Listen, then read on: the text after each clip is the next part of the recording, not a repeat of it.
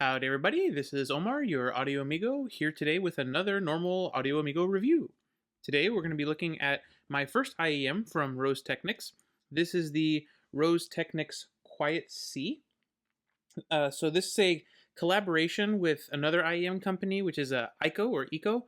They helped design the shell, so if you recognize the shape, that's why. So will the Quietsea live up to its name? Let's find out.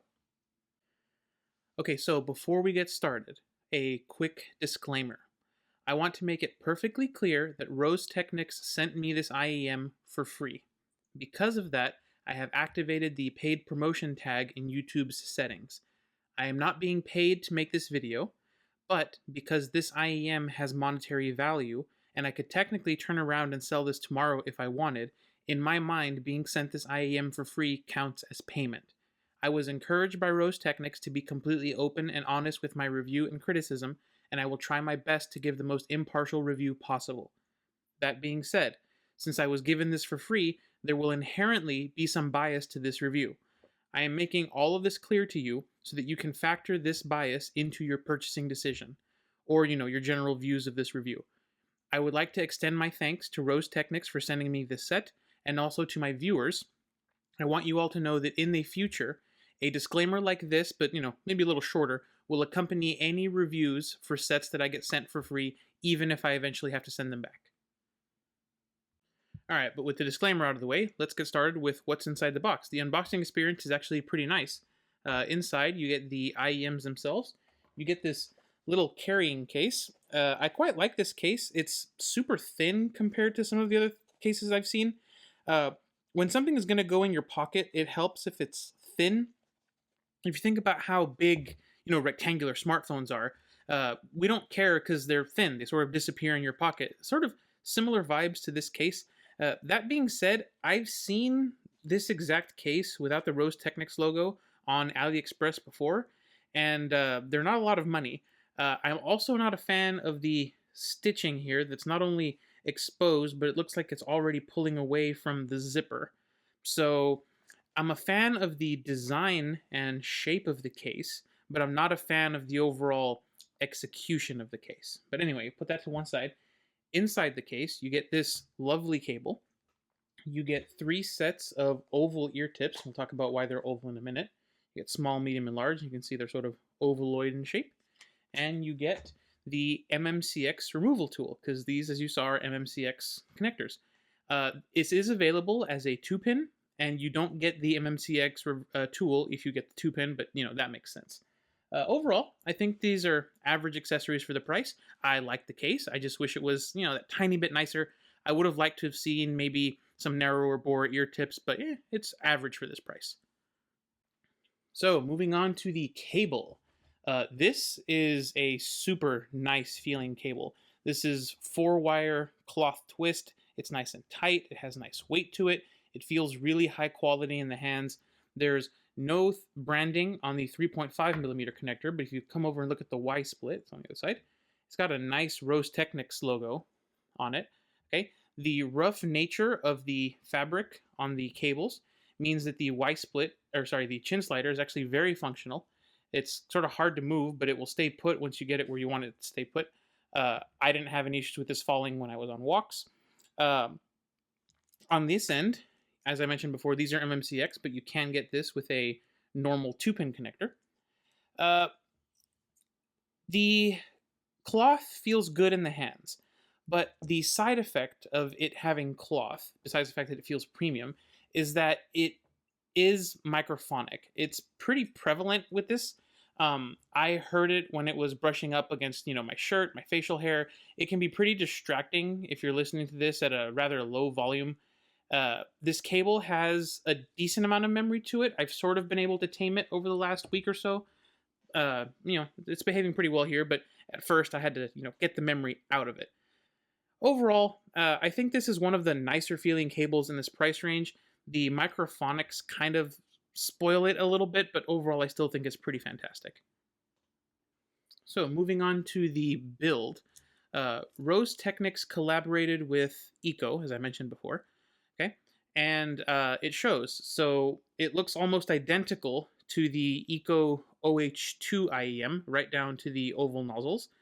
Like the OH10, this is a sort of materials sandwich. You've got the brushed aluminum, which is very much a fingerprint magnet on the top. The middle plate is a sort of resin, and then the bottom plate is CNC milled aluminum. Like I said, it's classic eco-shaped IEM. The oval nozzles are interesting. We'll talk about those in the comfort section. They have a recessed metal filter on them. It looks dirty from certain angles, but I've actually hit this with a brush several times. It's just the nature of the reflection on the nozzle. There's a vent right above where I suppose the driver is, and there's another vent on the top plate right next to the Quietsea logo. Quick note on these oval nozzles. I have read reports of people saying that they had problems getting aftermarket tips to fit these. I went through every aftermarket tip that I own, and this is a small list of the ones that I think worked just fine here. So the ASLA Sedna EarFit Max, the Final Audio Type E, the SpinFit CP100 Plus, 145, and W1 tips, the Dunu SNS tips, the Divinus Velvet standard bore, the Tangzu Sankai, both wide and standard bore, the Moondrop Spring tips, and the KZ Starline are all the aftermarket tips that I tried, and they all worked fine. Overall build quality-wise, they're compact, solid feeling shells. I haven't seen any reports of these failing or breaking in any way that would suggest a weakness in the design. Overall, very solid. So let's go ahead and pull up the specs. These are single 10mm dynamic drivers, one each side. Rose Technics doesn't have any information on their site or anywhere else about the special compounds or coatings for the diaphragm, so I'm just going to assume it's regular LCP. The cable adds a decent amount of weight to this set overall, so not an amazing choice if you're going to be doing more intense activity than, for example, walking. I wouldn't exactly wear these to the gym because the cable kind of weigh it down a bit. The nozzles have two measurements. The bigger one is obviously the long end of the oval, and the shorter one is the smaller measurement. The nozzles are also quite short. We'll figure out how that impacts comfort later on. But yeah, for now, overall, it looks like your fairly standard single DD set. You've got 32 ohm impedance, 99 sensitivity, makes these pretty easy to drive. You shouldn't need an external amp to get these sounding good. Overall, fairly basic for a budget single DD set. So we'll go ahead and move on to the cool wall. These, to me at least, have kind of a retro future vibe going on with the sort of see-through resin and the aluminum plate. It's not a unique design. As I mentioned, the other Eco IEMs have the exact same shell design pretty much. I don't think they do much for me overall in terms of design or shape. I'm going to go ahead and stick these in bland. Like I said, they just don't do much for me. If it was maybe a little bit more retro future, maybe I'd put them up in cool, but overall they're just kind of meh. I wish they stood out more. But let's go ahead and see what the ladies have to say about these, and we'll see if they like them. Well, it looks like they're neither pretty nor ugly. 4 mez and a single not pretty. It's pretty lackluster performance overall. Don't expect compliments wearing these. I mean, it doesn't surprise me after looking at whether or not they thought it was pretty. As far as their thoughts go, yeah, these aren't a hit with the console at all. They're boring and cheap, and those aren't exactly positive sentiments when you're trying to make something nice looking. So, hey, better luck next time, Rose Technics. So, moving on to comfort. These worked pretty well in my ears. They're sort of narrow profile. They're kind of flat looking. They're also kind of small. They fit really well in the sort of small of my ear. The shorter oval nozzles fit pretty well. I had no complaints. I didn't have any discomfort. They took my ear tips well. It was fantastic. I have heard of a decent amount of people who these oval nozzles don't work for. But for me, I was able to wear these for a long period of time. No discomfort, gaming session, nice long walk. In what came as a complete surprise to me, though, my wife absolutely adored how these fit in her ears. She said that the oval nozzle combined with her standard ear tips gave her what she says is the best seal that she's had of any IEMs that I've had her test for me. She wore these for several full work days, and they caused her no ear fatigue and no real problems.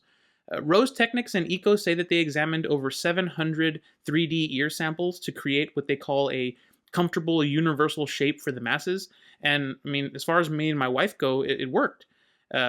Again, I have seen folks complain about the oval nozzle and the way it fits their ear canals. So I would say watch out for that. Maybe try these before you buy them if you can. And if you have something else with like an oval nozzle, maybe give that a shot first. All right, well, let's get into how these sound. We'll go ahead and start with the bass response. This is a good mid-bass boost, as well as a decent sub-bass extension going on here. The bass backbeat in Eminem's Godzilla has a few different drops that hit at different frequencies. I feel like the mid-bass drops here have a good presence and thump to them, a little bit of slam, but the sub-bass drops felt a little bit soft, a little bit lacking for my personal tastes. I tend to prefer it when the sub bass has a little extra energy compared to the mid bass. I think it sounds a bit more natural, but I also know that some people prefer a more subtle sub bass response that decays as the frequency drops.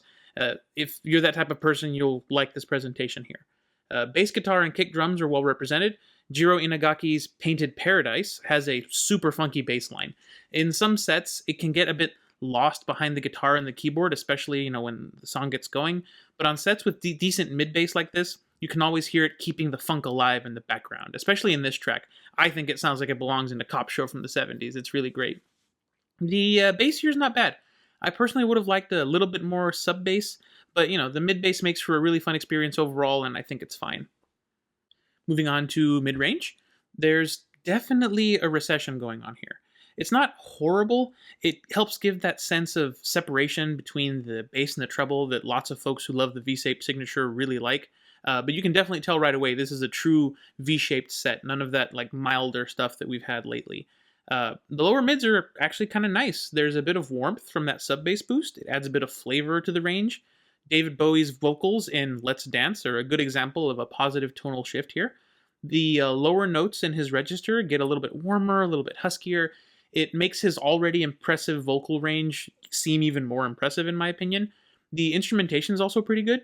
The bass line and kick drum are nice and forward. It leaves guitar and backing vocals plenty of room to breathe. Overall, good replay, I would think. Female vocals are kind of interesting, okay? So they feel forward and more emphasized compared to the male vocals. But not all female vocals, if that makes sense. I feel like this tuning suits poppier, peppier songs with higher vocals better than sort of the lower female register vocals. J-pop actually sounds pretty fantastic here. Sumire Uesaka's Car Wash Girl is a good example of this. Once her vocals kick in after the intro, there's a fantastic contrast between her voice and the funky bass line that's going on in the background. The lower notes that she sings seem to kind of fade a bit, while her higher, more energetic notes are pulled forward. Again, it kind of enhances that dynamic range in her voice, and it enhances the mastering of the track a little bit, at least in my opinion, okay? Overall, the mids are recessed. There's some good tonal effects on both male and female vocals, in my opinion, but you can tell right away that this is not the focus of this set, and this entire frequency range has been downplayed to boost the perceived contrast between the low and high frequencies. All right, upper mids and treble.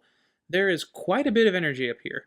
It's an interesting replay in that, like the female vocals, some elements will sound really pleasant and quite nice, whereas others will be, for lack of a better word, wonky and maybe a bit too energetic. We'll go ahead and kick off with the classic. Robert Plant's Big Log uses a Roland 808 to generate the clapping effect that's very prominent in this mix. It's quite energetic in this set. For me, personally, it's not fatiguing or piercing, especially once the guitar kicks in and the song sort of gets going, but it does have quite a bit of energy, and it's not going to be to everybody's tastes. The ringing of the guitar notes also sound pretty great here. The upper harmonics are definitely boosted, but I think it's done in a pretty pleasant, exciting way. It's not what I would call a natural playback, and those who prefer a more natural decay won't like it. But I can see what they were going for here. They wanted to add a little bit of extra sparkle. And it sort of works. This didn't want to make me turn down the volume immediately like on the Tin Hi-Fi Doo-Doo.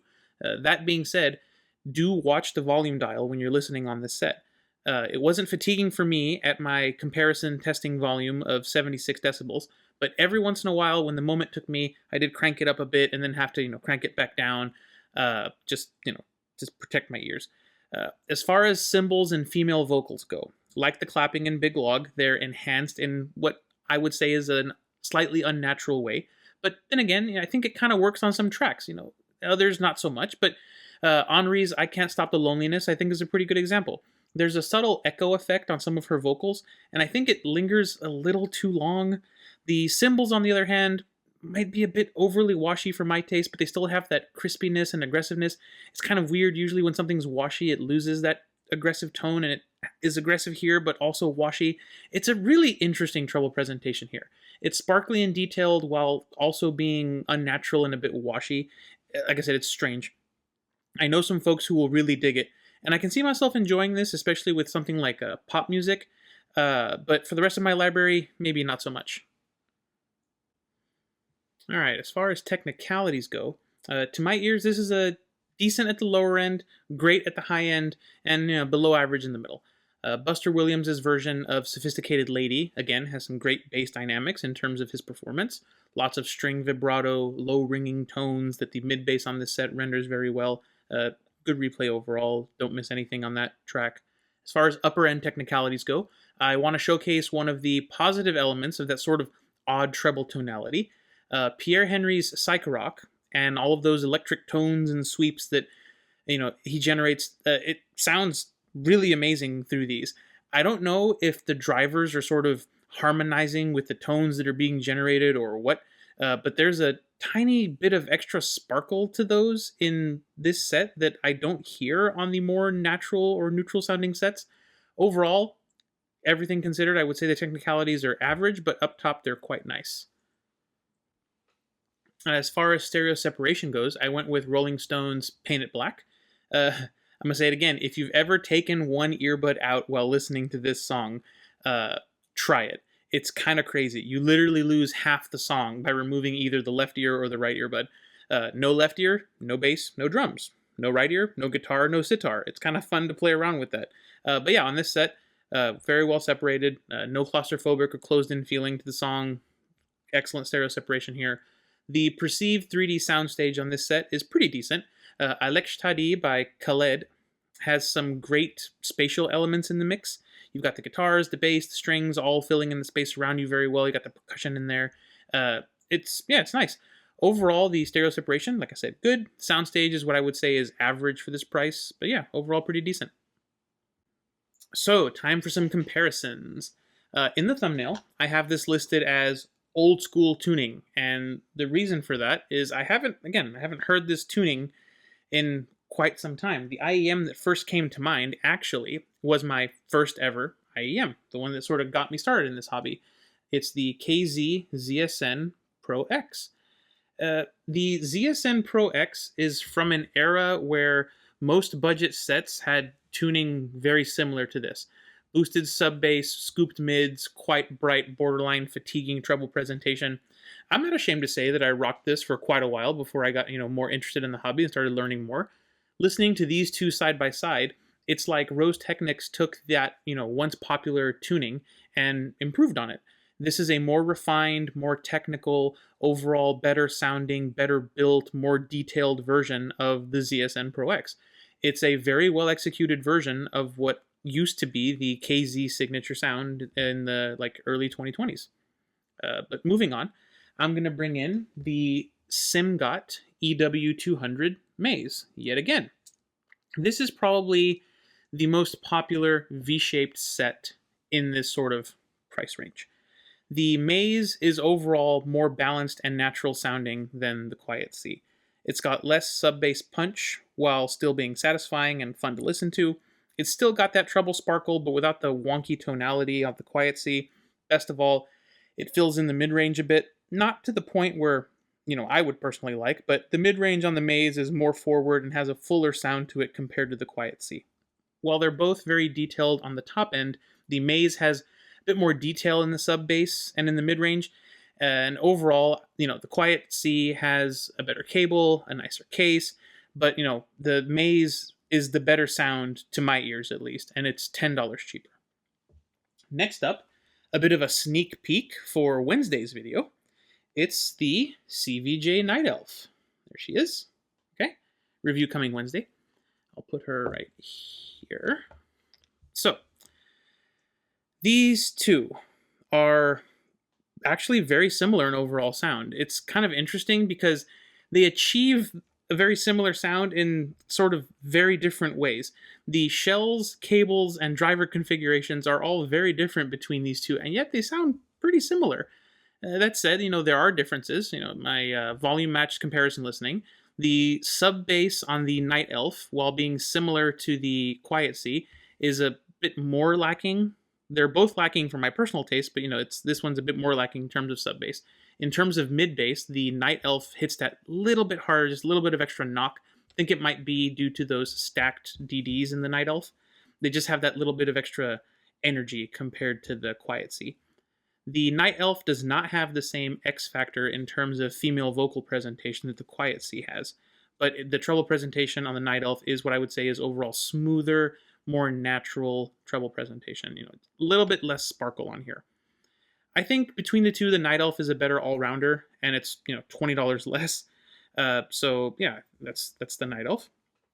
Finally, another set that I want to compare is the TRN Conch, and it brings with it the best accessories package, I feel, in the $30 to $40 range. I'll set it right there. So the Conch with the red nozzle specifically is very similar to the EW200, but with what sounds to me like a lower resolution driver, a worse driver in here. Compared to the Quietsea, the Conch has less mid-bass impact, slightly more filled in mids, and a smoother but still kind of wonky sounding treble presentation. The Conch's party piece is its accessories package, especially at this price range, and I feel like although the Quietsea has that wonkier treble, it has better detail and resolution overall compared to the Conch. I think that this is still nicer sounding. To sum everything up, the EW200 is the best in terms of overall sound quality here. It's a fantastic value at $40. If all you want to sound, this is the one to go for. The Night Elf here has the punchiest bass of everything in the group, and to me it sounds like the most relaxing of the group, and we'll talk about that one a bit more on Wednesday. The Conch is the pick if you want, honestly, an excellent QDC table and a brilliant set of ear tips and a quite nice case. If you're willing to, deal with the slightly lower quality driver, you get a modular cable and, like I said, the best accessories package in this price range. Finally, you have the ZSN Pro X, a quite old set at this point, but if you're rocking this, you're very familiar with the sound of this. And the Quietsea is left all on its own. I think it has a pretty unique tuning compared to, the Conch and the Night Elf and the EW200. It's down to that, let's call it, interesting treble presentation. Again, it works really well on some tracks, and it just kind of falls down on other tracks, and that's why I think it's wonky, let's say.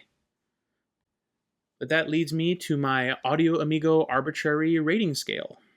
The Quietsea is a very interesting set. It's essentially a more mature, premium feeling and better overall version of that super popular KZ tuning from 4 to 5 years ago that was everywhere. As I was listening to these, honestly, the tuning didn't really bother me all that much. It didn't seem as harsh in the treble as other sets I've tried with this tuning, the ZSN Pro X included. What I did realize, though, is that, if these do one thing very well, it's pop music. Female vocals have that little bit of extra sparkle that makes them stand out, but honestly, outside of that, this really feels more like a specialist set than anything else, especially at the price that they're charging for this. It does pop and higher pitched female vocals extremely well. It can be fun for EDM and some tracks of hip hop and R&B, but everything else is just sort of only okay. The cable is nice, but it's microphonic. The case is excellent in terms of overall shape and size, but the exposed stitching makes it seem a little cheap. For all those reasons, I'm going to be putting the Quietsea in the good tier.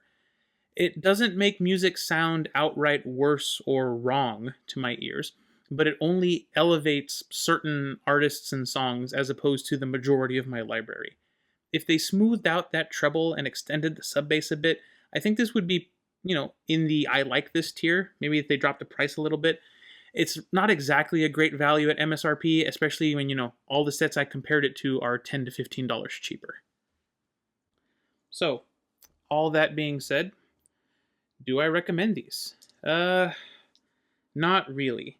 The included case, like I said, is nice, but flawed. The shells are really nice, but those oval ear tip or nozzles are going to make it either super comfortable for you or not comfortable at all. The tuning is well executed, but the tuning philosophy that it's based on is a little bit dated, and you don't see too much of it these days. You do see it, but it's more common in the budget or ultra budget segment, and this is $50. It does do some genres quite well, as I have mentioned, but the only people I can straight up recommend this to are folks who have something like the ZSN Pro X and really dig that tuning. I'm not judging you. I get it. It's a fun tuning. It's exciting. It has extra sparkle. The bass is punchy. And if that's what you want, if you want a KZ ZSN Pro X, but in a more premium package with better build quality and a cable that, let's face it, even if it's microphonic, is orders of magnitude better than the classic KZ Tagliatelle cable, then this is an excellent choice. Outside of that scenario, though, I have seen some people, when this goes on sale, buying this just for the cable. Decent MMCX cables of this quality are quite expensive, and this cable is really nice, even if it is, microphonic. But yeah, buy this if you really dig the classic KZ house sound and you want something that's built nicer with a better driver and better overall tuning. Or if you want this cable to use with another MMCX set that you own. Either one of those works. Outside of that, not so much. Well, that's going to wrap it up for this one. This was my first review of a set that I was sent for free. It's in the books.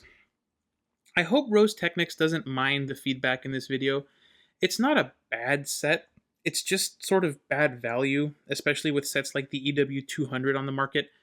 Rose Technics, if you're listening, let me sum up all my criticism, my advice for you here. Smooth out the treble, add some good sub-bass extension, drop the price. The shell design is fantastic. Keep that. We like that. Maybe downgrade the cable if you have to lower the price. It's super nice, but we would be happy with something that's a little bit less premium feeling if it doesn't have microphonics. But yeah, that's my advice to you guys. In channel news, I'll probably be adjusting my upload schedule slightly, but I'll make a community post about that later this week, so keep an eye out for that. But that's it. I appreciate all of your continued support. Thank you all so much for watching. This has been Omar with AudioAmigoReviews, and I'll catch y'all next time.